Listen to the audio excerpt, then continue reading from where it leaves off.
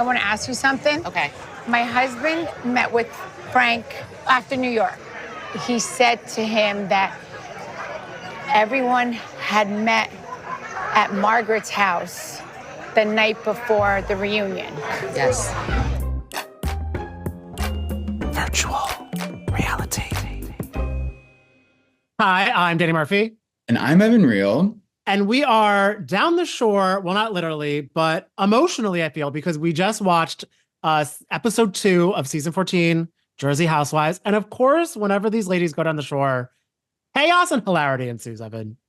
Well, yeah. And do you know what I also thought was really interesting, Danny, is that 2 weeks in a row, we got an all cast gathering, because heading into the season, I thought we were going to get, it was always like Melissa and Teresa filmed everything separately. Like there's so much division, but 2 weeks in a row, we got 2 big all cast gatherings. And that's great for us, because what happens when all these girls get together is a whole lot of mess. And the messiest girl of them all was Jenn Fessler. I mean, we love our Jenn Fessler.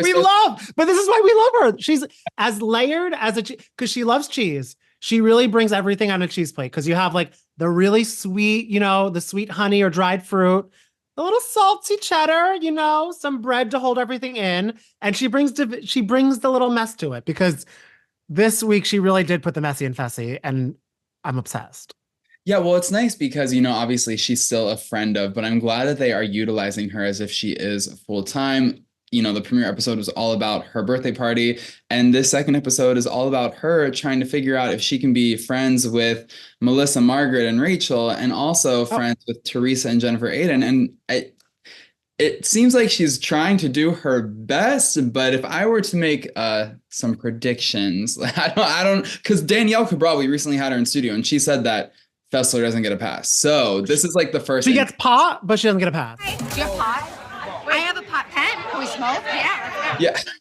Pass the pot pen, but no passes. She just wanted to have a little pot this episode, but I think she started to stir it a little bit because we both feel the biggest moment this episode came at the end, when her and Teresa had that sit down that Margaret told her not to have the first episode. But I feel Jen's like, I have these thoughts. And she was kind of, I like too that she went into it being like, Teresa, before we get to like a good spot, I have 2 big questions I want to ask you about 2 of my friends, Margaret and Rachel. Right. Yeah, no, I thought it made sense for her to say something, because the thing is, like, Teresa doesn't listen to people that she doesn't like. And at this point, she still likes Jenn Fessler. And so I feel like Jenn Fessler is taking advantage of the fact that Teresa still holds space for her. So if she can like hold space for Jenn Fessler, then Fessler has an opportunity to explain like, hey, this is why like you pissed my friends off. And this is the real story behind this pre-reunion meetup, which I feel like Teresa is making such a big deal out of, because like many of the cast members have explained, like, of course people are going to meet up and talk about strategy, especially when like a reunion meetup is nothing compared to launching an investigation with Bo Dietl into like past, Also, I was like, they're sharing an Uber going to the reunion stage together. You might want to like chit chat about what's going on. And also all of them had particular things to say. I do like that Jenn Fessler's like, no, I was confused. Why aren't we bringing out manila envelopes? So I'm shocked Teresa wasn't as on guard of like, well, what's in these envelopes? And I don't know if Teresa got out of that. I feel she still thinks Jenn Fessler thinks that they were like not doing a plan properly. So I don't know if that totally helped it out. You know what I'm saying? Like, I don't know if it calmed any-ness of Teresa. Yeah, well, right. Because I feel like Teresa's thought process is a very tough one to follow. So it would be interesting to hear her inner dialogue during that moment when Jenn Fessler was trying to explain to her side of the story. Like, what did Teresa retain? But I appreciated Jenn Fessler for, she really kept it real, because not only was she like defending Margaret and Fuda in that situation, but she was also like, well, I at least expected the manila envelopes to be maneuvered somehow. Like, she's really calling everyone out and holding people accountable for the things that she thinks are weird. And I think that's the best way to be a housewife. Yeah. And I feel also she's bringing justice to Staples employees, because you made them print for what, John Fuda? You know what I mean? And also we want to know. And also the envelope, you had to do everything like that for no reason. Pack it in the little to-go bag for the reunion stage just for it to sit there. Because I feel like there probably maybe were more answers in that that we didn't get to see? Or maybe it was kind of just, do you think it could have been an empty envelope, like for show? Oh, like maybe it was just sort of a threat, because I feel like John Fuda is someone who comes in so hot. He's a fiery kind of guy. And I feel like if he made the effort to like print something, he would want to flap it around and show. Yeah. I mean, who knows? Maybe he's saving it for the next reunion. Maybe he's saving it for our live show. Oh, because we're gonna have to ask. Yeah, like bring the manila envelopes, baby. But you know what I thought was really interesting about that exchange, Danny, is Teresa. Well, I guess, yeah, Fessler got Teresa to say that John Fuda is a nice guy, a great husband, a great father, that she in no way thinks that he is the biggest drug dealer of Bergen County today. She just thought that about him when he was like a teenager. Like, huh? It reminded me so much, and I don't know if it brought you this Teresa flashback, which is one of my favorite Teresa moments, is when reunions ago when Melissa's like, you called me raccoon face. She's like, no, I didn't say that about you. I was talking about Kathy. And Kathy just sits there like, huh? But very much Teresa's like, why does he think I'm calling him a drug dealer now? He's an amazing father, great guy, looks great. I was just saying. I don't know. I was just saying. No, That's what they thought to you me were saying. now, he looks like an amazing father, a great husband, a great business guy. That's what he looks like to me now. It really was Teresa 101, which is part of the reason why we love watching her on TV too. Even though it's like, babe, huh? How did she not connect those dots? John Fuda's 17-year-old self is like the new Kathy, just like staring, like what is like, why are you talking about me like that? But I mean, that was interesting. So Fessler seemed very excited to extract that from Teresa. So I wonder, I would assume that she's going to hopefully share that with the other half of the cast, with, you know, the Fudas and the Gorgas and stuff, just to be like, hey, like she wasn't like really like, this is what she meant, but I don't know if they're going to buy it. And I really don't think Marge is going to buy what Fess is selling. She'll buy some F major shoes. I don't think she's going to buy like, Teresa swore on her kids that he didn't call, because she's like, because Marge pulled out her receipts. She pulled up the call log, and that was the whole Teresa says sometimes phones just call people, which like doesn't. They do. You like die. Yeah, I mean, literally speaking, phones do just call people, but I don't know if that case is going to work too much for that. I thought there was a really interesting moment too when Jenn Fessler was asked in a confessional, do you think that, you know, Louis did all these things that he was accused of? And what she said was, you know, Teresa swore on her daughters. And so swore on her daughters, I'm going to want to believe that they didn't have anything to do with it, which I feel like if I were to interpret that answer, I feel like there is a portion of Jenn Fessler's heart that does believe that Teresa and Louis did this to Margaret and Fuda and the rest of them, because I do think that regardless of the mess that she gets herself into by aligning herself with Teresa and Jennifer Aydin, the mess as it pertains to her relationships with the other half of the cast, I think that her heart is at least 51% more Margaret and Melissa. 100%. And I wonder too if this is, because I was confused when Teresa was talking to Louis earlier in the episode about how they have proof and receipts about lies Margaret is spreading, if it was about the Sun phone call, because we haven't seen those. I don't know what you think that might be about. Yeah, I was wondering that too. I wonder if that was just sort of like a sort of just like unimportant threat. Like, who knows if that's even gonna like show up. Yeah, like I don't know what that could be about. Like, I would love to ask Margaret what she thinks. I feel like if you would ask Margaret, she'd be like, I don't even know what she could be talking about, because if anything, from what we know and have seen on the show and on social media, if anyone should be worried about litigious matters, it should be Teresa and Louis. Wait, because also I don't know if it's real text or not. Did you see the Kate Chastain tweet? I don't know what's happening. I need someone to verify this mess, but if you've been tapped into like New Jersey Housewives social media, there's all this mess about bloggers and them claiming that Teresa and Jennifer Aydin paid them off to post bad things about Margaret and Melissa and the Fudas, and that James Leonard, Teresa's lawyer, was involved. But apparently, and Jessica Chastain and Kate Chastain are involved. Danny, please explain it. That's what makes me think that this might, like, I don't know where these texts are from, because like anyone could AI anything, because I thought Katy Perry was at the Met Gala. She wasn't. So I don't trust my phone. But like, this account tweeted, allegedly, from James Leonard, I need to know if Jessica and Kate Chastain are connected. Look for things on IG that they're posting. And then he goes on to say, Jessica Chastain, focus on Kate. And the reply is, Kate isn't related to Jessica Chastain. But I love, because Kate just quote tweeted it with BRB making a focus on Kate merch line, which I would purchase. Oh, would totally purchase that. I feel like, how did Kate and Jessica get roped into this? So how is, like, Valentine is going to be accepting an Oscar while Jessica Chastain's like, I'm still being investigated. I have no clue whatsoever.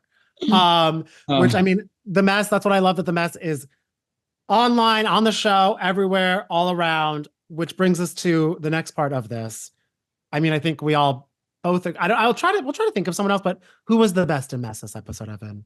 Well, I think the award goes to none other than Messy Fessy herself. She brought the mess. She brought the moments. I mean, really, this was like her episode. This was a shining moment for her in Housewives history. So Danny and I are so beyond thrilled. We love Jenn Fessler so much, and I hope she brings more mess this season. I'm kind of shocked from these first two episodes, I'm kind of shocked she's friend up. I know. You would think that, like, as the editors were piecing this together, like, why not give her that full-time role? But we don't know how contracts work, I guess. So maybe she, like, was paid as a friend of or filmed as a friend of. Then it's like, why would I do that? We barely know how to set up a Zoom link. I don't know how any contracts work. Let it be Housewives or just contracts that I blindly, like, I don't know anything. So Jenn Fessler knows more than us, so I'm sure she is okay. There's a full-time contract next year for sure, though. Yes. Runner up, best in mess. Me and Evan were talking about before we started recording, and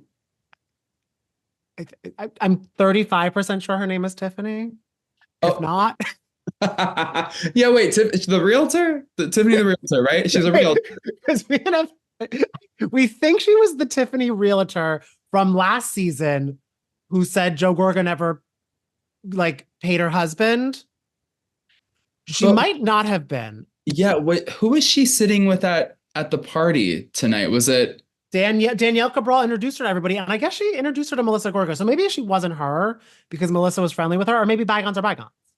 I hope, yeah, maybe that's it. Okay, we love resolution in Jersey because we don't get a lot of it. So so God bless that. And we want her just being best in mess, because when Margaret sat down, and she inspired me to do my new opening line. I'm like, who's a second wife here? I just want to now enter every party asking that. Great way to know people. Tiffany said I was the update. So do you know what? And that's the best part about being a second wife, I suppose. I guess so. You were the update, you were the upgrade. Like, second is the best, as the kids have said. And I'm sure, and if maybe her husband has a hairy chest, we don't know. But I love that it was just such a Jersey event all around. Like, just really all the fixins down the shore, which you really got to experience last year. So it a little bit better now. You know how important a shore weekend is for all involved. Well, except for Pauly. He's like, I'm trying to go to St. Lucia. What can I say? Yeah, I mean, that when Dolores, I'm like, why are you fighting him? She's like, I really want a Zeppeli. Dolores, get on the plane. Right. I know. Maybe he'll grow to love the boardwalk. And I guess I'm confused, Danny, as a New Jerseyan. Okay. Where are they? Like, what part of the shore are they? Is it near Seaside? No, I'm not trying to dox them. Okay. But I'm trying to dock on their house. They are all, I think, in like the Toms River area, going to like Seaside vibes. Okay, gotcha. So not like completely like Snooki JWoww, but like nearly there. Nearly there. And like Toms River, that's why they all have like the lovely, like, they're all on like bays and stuff like that, like with pools. Really gorgeous. I'd stay in any of their houses. I will say, I feel the people who I related to most, probably Jennifer Aiden, because the second I got done, give me some pizza, give me a plastic bottle of Pepsi, and let me just sit in the air conditioning. Like, I did love how they immediately just like relaxed. I was taken aback by how quickly she started ripping into that piece of pizza. But I was like, it was so aspirational because exactly like you said, after a 2-3 hour drive, all you want is a slice of pizza, a cold Diet Pepsi, and some AC. Come on. Oh, I know, because that traffic is hell on the weekend, which is just so brutal. Um, do you have an honorary housewife that we would like to bestow? So this is where obviously we have other ladies, but sometimes some people steal focus from the show. Like if we did a premiere episode recap, it would have been the Candy Girl. And the starburst that fell on and the starburst that fell, and Jenn Fessler's guitar. Yes. Okay. So my honorary housewife this week, I think honestly, what I can't stop thinking about is the Vampire Diaries backpack that Jennifer Aida never purchased for sweet baby Olivia, who deserves school supplies on time and her Vampire Diaries backpack. Because you know what was also really sad to me about this? And Jennifer Aiden, I love your daughters so much. If you're listening, they're so fun. Your girls are so iconic, even your boys too, but like your girls especially just give me so much life, especially Olivia. She is such a star. And so that's why I'm fired up that she did not get her Vampire Diaries backpack, because then when she was talking about it, she's like, then I can look at my celebrity crush every day. So I'm like, what is she looking at? If not her celebrity crush on her Vampire Diaries backpack? I need Evan, geometry. Who needs geometry when you got who is it? Ian Somerhalder? Who is in Vampire Diaries? Wait, also Vampire Diaries is like very old school. That's like an old school show, yeah. Like how does Olivia even know who they are? Is it retrending? I don't know. It's either Ian or Paul, maybe. I don't know. I don't know any of these people's names. I remember them being hot. So like, get me a backpack too. Okay, who is your honorary housewife? Mine had to be well, because of course we should have mentioned that all of this is going on at Nate's celebration of life, because I didn't know about that at all either. Wait, I was honestly like truly so shocked. That is so amazing. And it is really nice to see like such a heartwarming story shared on New Jersey, because it can be so, messy and crazy and wild and chaotic. But like those moments really kind of like, settle your nerves when you're dealing with like so much chaos and drama. Yeah. Really sweet. And I'm so happy that he's doing so well. But the recovery. Oh, the recovery. I'm like, speaking of heartwarming, it was as warm as a donut from Dunkin' Donuts, because my honorary housewife is the photo of him like almost seconds later. I think he said it was the next day, leaving the hospital, still like gauze on his face with a medium iced coffee. Like that is a Jersey boy through and through. I actually think he's from Massachusetts, so that's even more of a Dunkin' love. I'm as certain that he's from Massachusetts as I am that girl's name is Tiffany. So like, I don't know really, but I want to say maybe, but I know definitely the boy lives in Jersey and we love our Dunkin' here.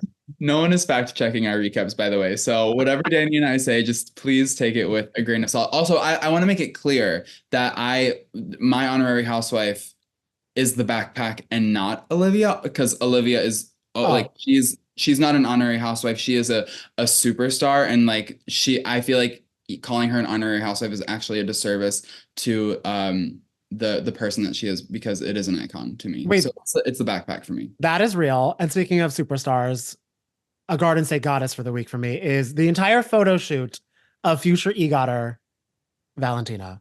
Because I love that, because we know Danielle Cabral, she has future Emmy winner in her Instagram bio. She just told us she's releasing a pop techno song. We know she got stars on the mind. She's got glamour on the mind. She has a lot of things that she wants to achieve. And I feel one of those main goals is becoming her own Kris Jenner, which she is well on her way to do. Yes, she is. And that's what I love about Danielle Cabral is I feel like so many people would sort of shy away from exclaiming to the world that they are a momager, but she is so unapologetic about it. She's like, this is the way it was always meant to be. My baby's going to be a star. She's going to be winning her Oscar. I just love that. And like, she really went all out for this photo shoot. The photo shoot was so cute. Valentina was shining so bright and she just looked like she was having so much fun. Then when she asked mom for the bump pic, I was just like, that is like what I want out of parenthood. Like if I ever have a kid, I want a little baby Valentina. I want to dress her up like a little baby doll and I want her to love every second of it. So yeah, I need to ask Danielle for her parenting tips. Oh, she'd happily give, I feel. All right. So Valentina was your Garden State goddess. My Garden State goddess, I'm going to give it to Melissa Gorga, because I think that maybe not the biggest moment maybe like an underrated moment from this episode was the array of facial expressions she gave when she saw Teresa and Jennifer Aiden entering Nate's party. I don't know if you saw, but she like her face in 10 different ways, and it gave me a good little giggle, and I love a little Gorgita giggle. A Gorgita giggle, a Gorgita crunch. Yes. Pull me up to Taco Bell, please. Yes. It did kind of shock me because I thought there was going to be no acknowledgement, but they've been acknowledging each other a little bit more than I thought they would. All negative, of course. Yeah. But I was kind of like, oh, because also this episode, they're both like, and I love this family. Right. So there was, both of them had that moment. Teresa with Louise, Melissa for Joe about the Gorga family, and then also that little scene, which made me really, really laugh a lot. So I do think Melissa, her facing is on point.